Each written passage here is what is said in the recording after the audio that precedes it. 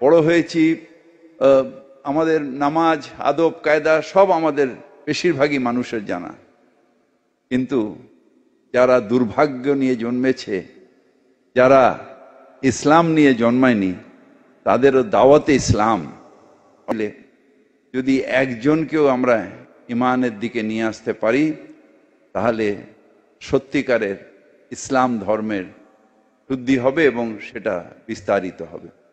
আপনাদের ইসলাম ধর্মাবলম্বী মানুষেরা তারা যদি তেলাওয়াতের সাথে সাথে তার মানে এইটাকে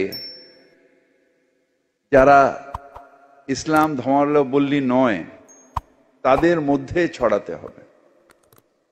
কারণ আমরা নিজেদের আল্লাহ তাআলার রহমত আমাদের আছে, আমরা জন্মগতভাবে ইসলাম নিয়ে জন্মেছি এবং ইসলাম নিয়ে জন্মার মানে আমাদের রসুল আমাদের জান্নাতের পথ সুদৃঢ় করে দিয়েছে। যদি বড় কোনো অন্যায় না করি তাহলে ইসলাম নিয়ে জন্মানো মানে জান্নাতে পৌঁছে যাবে ইনশাআল্লাহ। কিন্তু যাদের সেই আল্লাহ সেই রহমত যাদের দেননি, তারা যদি তেলাওয়াত এবং কোরআন শরীফের মানে যদি বুঝতে পারেন এবং একজনকেও যদি আমরা ঈমান দিতে পারি, তাহলে আমাদের জান্নাতের পথ একেবারে সুরক্ষিত হয়ে যাবে। আমরা নিজেরা মুসলিম ঘরে জন্মে বড় হয়েছি, আমাদের নামাজ আদব কায়দা সব আমাদের বেশিরভাগই মানুষের জানা, কিন্তু যারা দুর্ভাগ্য নিয়ে জন্মেছে, যারা ইসলাম নিয়ে জন্মায়নি, তাদেরও দাওয়াতে ইসলাম অর্থাৎ ইসলামের দাওয়াত দিয়ে তাদের মধ্যে ঈমান নিয়ে আসলে এটা আল্লাহ তাআলাকে খুশি করা হবে। আমাদের ইসলামের রাস্তা, আমাদের বাণীটাকে চারিদিকে ছড়িয়ে দিলে যদি একজনকেও আমরা ঈমানের দিকে নিয়ে আসতে পারি, তাহলে সত্যিকারের ইসলাম ধর্মের শুদ্ধি হবে এবং সেটা বিস্তারিত হবে। নমস্কার, নতুন বাংলা থেকে বলছি সন্ময় বন্দ্যোপাধ্যায়। এটা কিন্তু নতুন বাংলা নয়, এটা পুরনো বাংলা। এই পুরনো বাংলাকে আপনারা চেনেন না বলে আজকে তাঁর বক্তব্য দিয়ে শুরু করলাম যে গত 13 বছর ধরে এই বাংলা এইভাবেই চলছে। আমরা শুরু করলাম একটা ভিডিও দিয়ে, অডিও বার্তা দিয়ে, যে অডিওতে আপনারা শুনলেন যে কলকাতা মহানাগরিক ববি হাকিম, ফিরহাদ হাকিম, পুরো নগর উন্নয়ন মন্ত্রী মমতা বন্দ্যোপাধ্যায়ের দক্ষিণ হস্ত, তিনি একটি সভাতে গত 23 জুলাই সম্ভবত ধনধান্যে অডিটোরিয়ামে সেইখানে এই বক্তৃতাটা দিয়েছে। এই বক্তৃতার মধ্যে খারাপ ভালো মন্দতে আমি যাচ্ছি না, কিন্তু একজন কলকাতার মহানাগরিকের বক্তব্য আপনারা শুনলেন।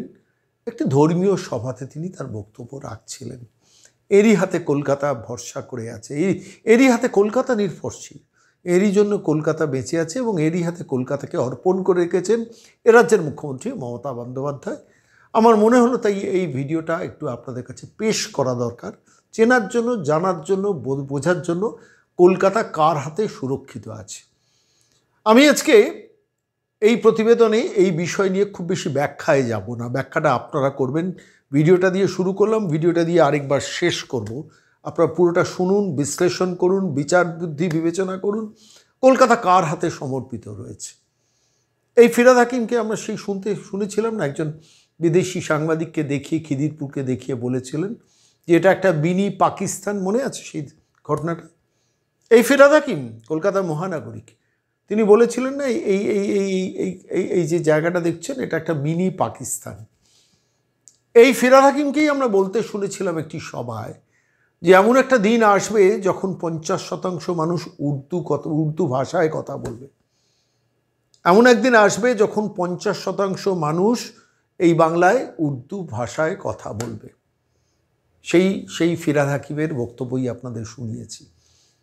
সেই ফিরহাদ হাকিমকে কলকাতার মহানাগরিক করে রেখেছেন রাজ্যের মুখ্যমন্ত্রী, যে মহানাগরিকের চেয়ারে একটা সময় নেতাজি সুভাষচন্দ্র বসু বসছিলেন, যে মহানাগরিকের চেয়ারে একটা সময় দেশবন্ধু চিত্তরঞ্জন দাস বসছিলেন, যে মহানাগরিকের চেয়ারে এক সময় যতীন্দ্রমোহন সেনগুপ্ত বসছিলেন, যে মহানগরীকে চেয়ারে একটা সময় ডাক্তার বিধানচন্দ্র রায়ের মতো মানুষ বসছিলেন, সেই মহানগরীকে চেয়ারে বসা একটি লোক যাকে বসিয়েছেন এ রাজ্যের মুখ্যমন্ত্রী মমতা বন্দ্যোপাধ্যায়, সেই চেয়ারে বসা লোকটি একটি ধর্মীয় অনুষ্ঠানে কি বক্তব্য রাখলেন সেটা দিয়েই শুরু করেছি আজকের এই প্রতিবেদনে।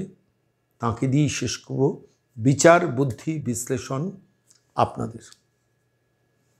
বড় হয়েছি, আমাদের নামাজ, আদব, কায়দা সব আমাদের বেশিরভাগই মানুষের জানা, কিন্তু যারা দুর্ভাগ্য নিয়ে জন্মেছে, যারা ইসলাম নিয়ে জন্মায়নি, তাদেরও দাওয়াতে ইসলাম বলে যদি একজনকেও আমরা ইমানের দিকে নিয়ে আসতে পারি, তাহলে সত্যিকারের ইসলাম ধর্মের শুদ্ধি হবে এবং সেটা বিস্তারিত হবে। আপনাদের ইসলাম ধর্মাবলম্বী মানুষেরা তারা যদি তেলাওয়াতের সাথে সাথে তার মানে এইটাকে যারা ইসলাম ধর্মাবলম্বী নয় তাদের মধ্যে ছড়াতে হবে।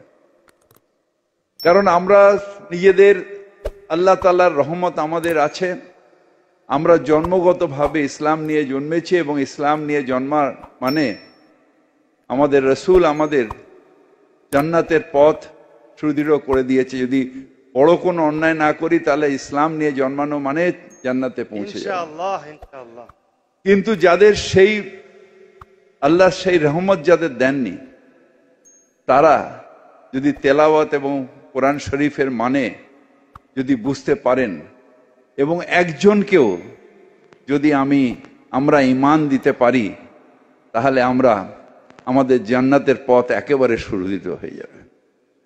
আমরা নিজেরা মুসলিম ঘরে জন্মে বড় হয়েছি, আমাদের নামাজ, আদব, কায়দা সব আমাদের বেশিরভাগই মানুষের জানা, কিন্তু যারা দুর্ভাগ্য নিয়ে জন্মেছে, যারা ইসলাম নিয়ে জন্মায়নি, তাদেরও দাওয়াতে ইসলাম অর্থাৎ ইসলামের দাওয়াত দিয়ে তাদের মধ্যে ঈমান নিয়ে আসলে এটা আল্লাহ তাআলাকে খুশি করা হবে।